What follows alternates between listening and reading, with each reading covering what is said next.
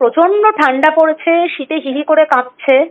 এবং গত কয়েক বছরে এতটা ঠান্ডা পড়েনি, ভর দুপুরেও মোটামুটি আগুন পোহাতে হচ্ছে কলকাতা শহরে। তো এতটা ঠান্ডা কেন পড়লো? মানে এটা কি প্রকৃতির বা ক্লাইমেটের খুব পজিটিভ একটা দিক মনে করা যায়, না এটাকে কিছু খারাপ ইঙ্গিত রয়েছে বলে আপনার মনে হয়? হ্যাঁ, বিশেষত যে বিষয়টা বুঝতে হবে যে আমাদের কিন্তু জলবায়ু যখন পরিবর্তন হয় তখন কিন্তু এটা একটা ইন্ডিকেটর যে কোনো জায়গায় এক্সট্রিম হিট এবং এক্সট্রিম যে এই যে উইন্টার, যেটা এক্সট্রিম ঠান্ডা আমরা যেটা অনুভূত করছি, এটা কিন্তু আমাদের গ্লোবাল ওয়ার্মিং এর একটা প্রভাব বলে মনে করা যাচ্ছে। কারণ এর প্রভাবে বিভিন্ন জায়গায় কিন্তু প্যাটার্নটা চেঞ্জ হচ্ছে। আমরা দেখতে পাচ্ছি যে যে ধরনের শীত এতদিন পর্যন্ত আজকে মানে বিভিন্ন ডিস্ট্রিক্ট তথাকথিত আমাদের ওয়েস্ট বেঙ্গলে সেখানে যেটা অনুভূত হতো, সেখান থেকে কিন্তু যেটা সর্বনিম্ন টেম্পারেচার সেটা কিন্তু কমছে এবং বিভিন্ন জায়গায় একটা চিলিং যে এফেক্টটা থাকছে, যেটা আমরা একদম যেটা শৈত্য প্রবাহ বলার মধ্যে ঢুকছি, সেটা কিন্তু সরাসরি আমাদের গ্লোবাল ওয়ার্মিং এরই প্রভাব।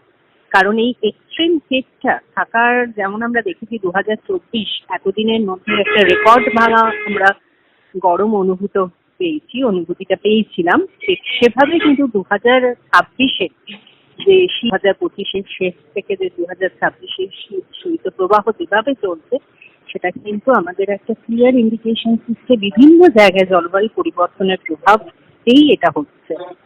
আচ্ছা দিদি, একটা কথা বলুন, আজকে ওয়েদার আপডেটে একটা জিনিস আমরা পেলাম, সেটা হচ্ছে যে একটা নিম্নচাপও ঘনাচ্ছে। এবার নিম্নচাপের সঙ্গে আমরা বর্ষার একটা ডাইরেক্ট সম্পর্ক জানি, বৃষ্টির সম্পর্ক জানি, কিন্তু বলছে নিম্নচাপের প্রভাবে শীতটা আগামী কয়েকদিনে আরো কামড় বসাবে। এইটা কি কোনো ব্যাখ্যা রয়েছে?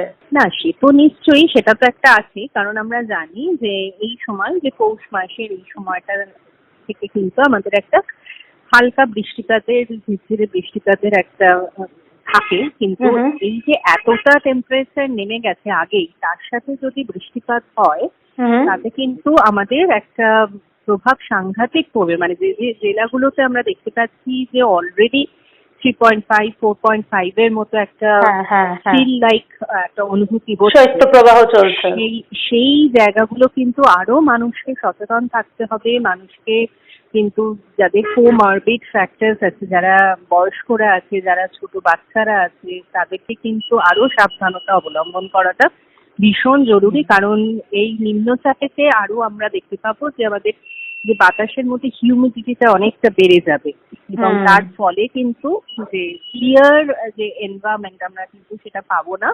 রোদ্দুরটা একেবারেই থাকবে না।